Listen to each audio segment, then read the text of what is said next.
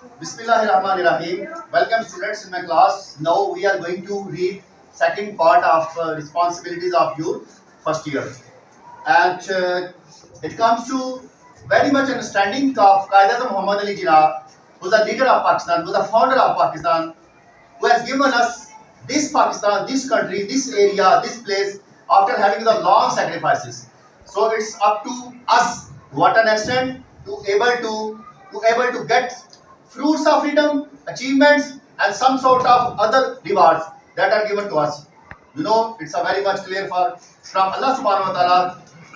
فَبِأَيِّ آلَاءِ رَبِّكُمَا تُكَذِّبَانِ Which favor of your Lord would you deny?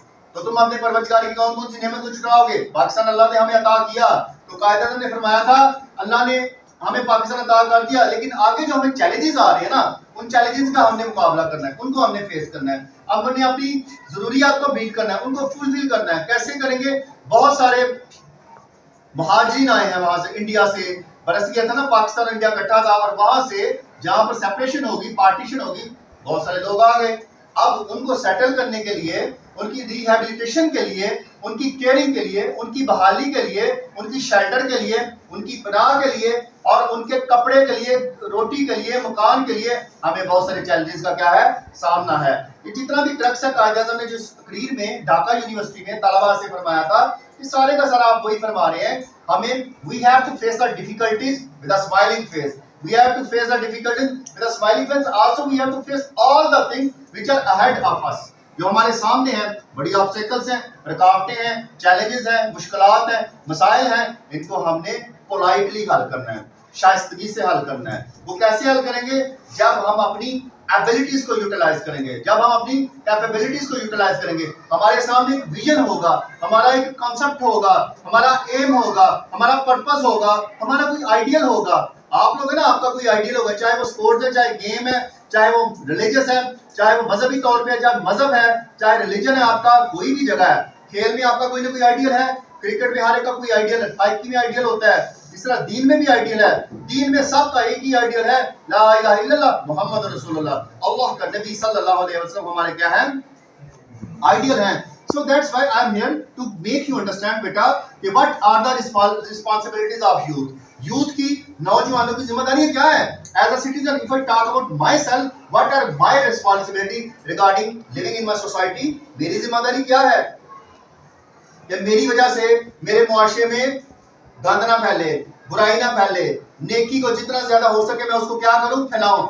अम्र bill मारूफ व नही अनिल मुनकर, वो लोग जो नेकी का हुक्म देते हैं, बुराई से दूर रहते हैं। तो हमने ये सारी चीजों को क्या करना चाहिए, फैलाना चाहिए इन अ पॉजिटिव वे, ताकि उसमें दूसरे को एहसास हो, दूसरे की रूह ताज़ा हो, दूसरे में जज्बा पैदा हो, यार वाकई ये बंदा कोई बात बता रहा है, वो ठीक कर रहा है। ढाका में कायदे तो नहीं फरमाया था, लोगों ऐ नौजवानों, no you have taken your rewards, your awards, your degrees, you have to perform your responsibility in a very polite way, in a very responsible way. आपने जिम्मेदारी से ये सारे काम करने हैं। आपके रास्ते में रुकावटें भी हैं, मुश्किलात भी हैं, आप ये सारी मुश्किलात को क्या करना है, इन ऑब्स्टेकल्स को फेस करना है। और फेस तब ही होगा जब आप डेडिकेशन के साथ, अपनी विजन के साथ, अपनी एबिलिटी के साथ, अपनी कंसंट्रेशन के साथ, अपनी टाइम मैनेजमेंट के साथ, अपनी सीक्वेंस के साथ, अपने टेक्निकल एनालिसिस के साथ, अपने डाटा टेक्निकल एनालिसिस के साथ यूटिलाइज करेंगे अपनी स्किल्स को, then you will be able to very much prosperous and successful individual in your society. That's why I am here to make you understand responsibilities of youth. So we are starting to translation. We have broken the shackles of slavery. हम गुलामी की जंजीरों को तोड़ चुके हैं। We are now free people. अब आजाद लोग हैं, आजाद मुल्क है। Our state is own state. हमारी रियासत हमारी अपनी रियासत है। Our government is our own government. हमारी गवर्नमेंट हमारी अपनी गवर्नमेंट है। Of the state लोगों की है। Of the state बेटा है जो है, यहाँ पर इसका मीनिंग है लोगों की है। और बाज अल्फाज ऐसे होते हैं जो अंडरस्टूड होते हैं, यहाँ पर है का मीनिंग नहीं है, यहाँ पर लिखा हुआ है ऑफ द स्टेट, यहाँ पर लिखा है ऑफ द स्टेट। इसका बेटा लिटरल मीनिंग जब देखें ना, जब लिटरल इसका मतलब होता है का के की, ये प्रेपोजिशन आपकी, डी आपका आर्टिकल है, ऑब्जेक्टिव पार्ट में जो आता है, इसी तरह स्टेट एक रियासत का नाम है, कोई नाम है ये। लेकिन जब इसका डीप स्ट्रक्चर हम देखेंगे, इसका डीप स्ट्रक्चर क्या है, the meaning will be understood by us कि ये रियासत के मुतल्लिक बात हो रही है। बाज़ वक्त अल्फाज का मायने बताया नहीं जाता, उसका मायने ऑलरेडी क्या होता है, अंडरस्टूड होता है। फॉर एग्जाम्पल अगर मैं आपको कहूं कि स्टैंड अप, आप खड़े हो जाते हैं, आप, इसका मतलब है कि खड़े हो जाएं, तो यू जो है, यू आप खड़े हो जाएं, ये क्या है यहाँ पे, अंडरस्टूड है। समझ आ रही है? ये तो नहीं ना कहा जाता क्लास को you stand up, you get up, no no not at all. You singular में भी प्लूरल में भी कंप्रीहेंसिव पॉइंट ऑफ व्यू से, अंडरस्टैंडिंग पॉइंट ऑफ व्यू से अंडरस्टूड होता है। यू अंडरस्टूड होता है, स्टैंड अप कह दिया, खड़े हो गए, सिट डाउन, बैठ जाएं। यू बाज़ वक्त इस्तेमाल नहीं होता। इसी तरह ऑफ द स्टेट, इसका मीनिंग यहां पर क्या होगा, मैंने आपको ऑलरेडी मेंशन किया, लोगों की है, क्योंकि प्रेजेंट की हेल्पिंग वर्ब नहीं आई ना यहाँ पे एस, लेकिन वो अंडरस्टूड उसका मीनिंग है।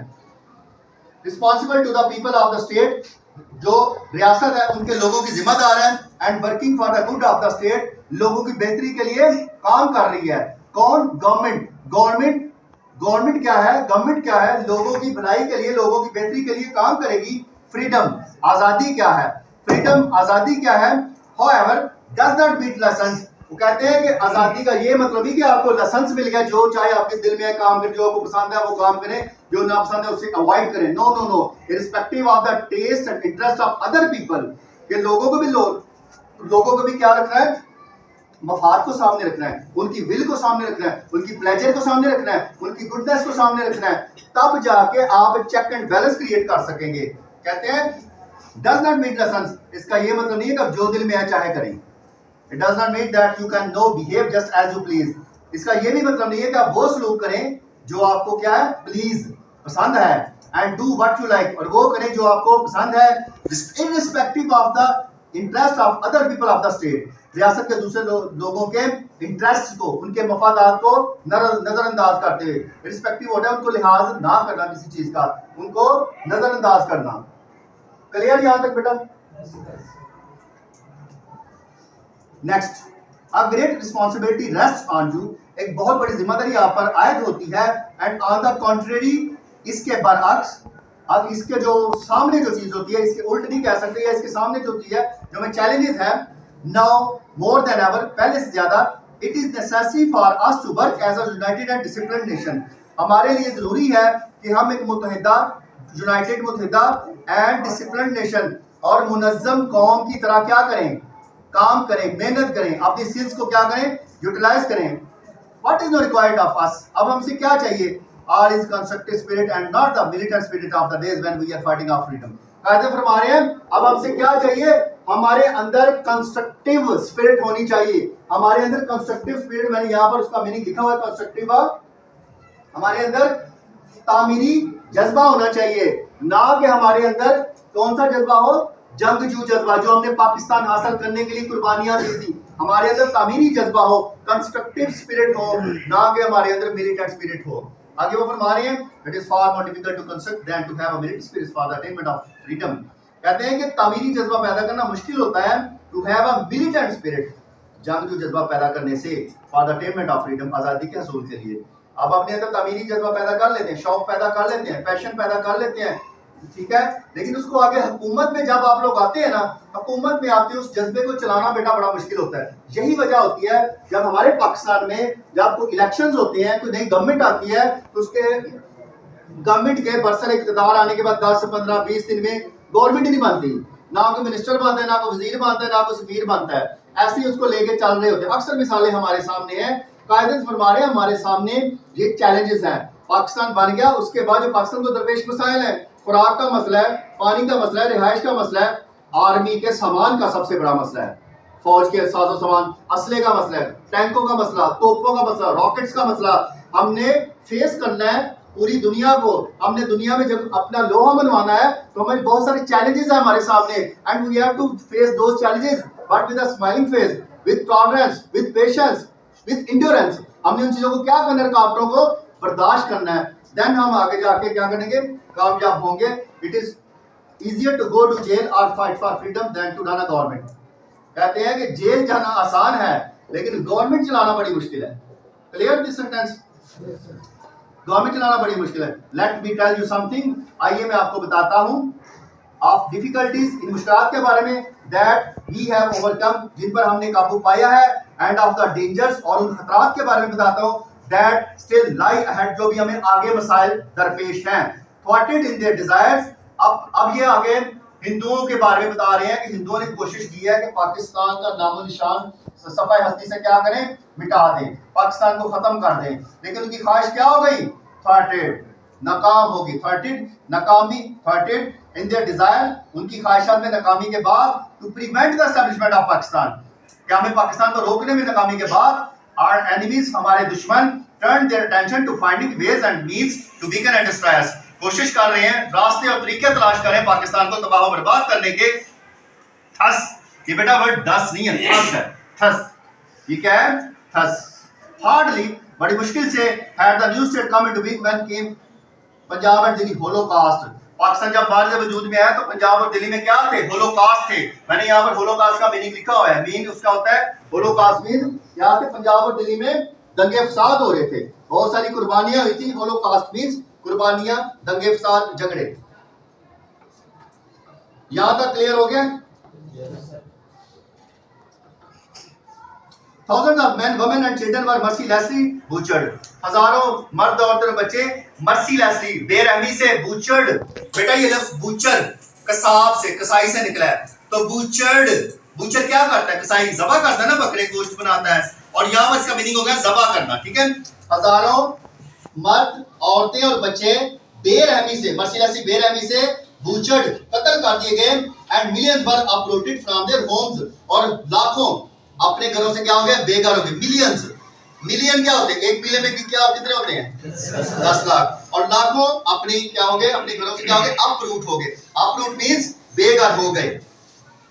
आखिरी तो over 50 lakhs of these arrived in Punjab with a matter of weeks। 50 lakh चंद हफ्तों में, matter of weeks, matter of weeks mean चंद हफ्तों में 50 लाख पाकिस्तान में पहुंचे।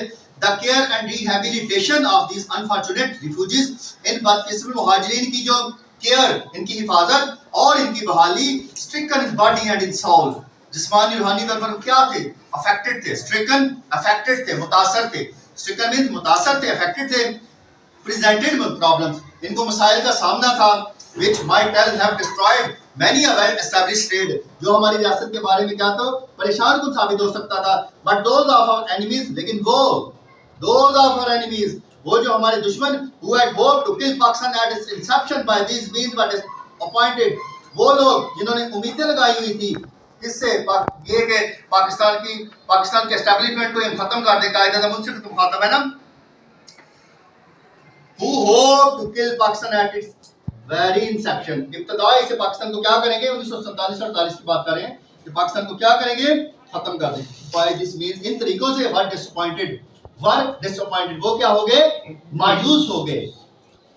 Not only has Pakistan survived the shock of that upheaval, ना कि पाकिस्तान ने इस इंतशार के सदमे को बर्दाश्त किया है, यहाँ पर बेटा सर्वाइव का मतलब बर्दाश्त करना, शॉक सदमा, अपहील इंतशार, but also it has emerged stronger, more chastened and better equipped than ever, बल्कि ये पाकिस्तान हमें पहले से भी ज्यादा इमर्ज, उभरा है, स्ट्रॉन्गर, मजबूत, more chastened, Pakeezah and better equipment than ever, और पहले से जरा अच्छी तरह वसाइल से लेस, वसाइल से, वाव बोल रहा हूं मैं, मसाइल नहीं है, वसाइल और मसाइल समथिंग डिफरेंट। मसाइल आपकी प्रॉब्लम होती है, वसाइल आपके रिसोर्सेज होते हैं। तो कायदे पर मानिए पाकिस्तान एक अच्छे वसाइल से लेस होके अच्छी तरह दुनिया के कोने में, दुनिया के खित्ते में क्या है, उभरा है।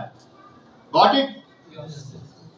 और इसका बाकी का जो पोर्शन है इंशाल्लाह I will try to make you understand by tomorrow, and you, all of you people are supposed to present in all the lectures, especially I am talking about my subject English, so it is easy for you if you learn this topic by words, meanings and conversation. Got it?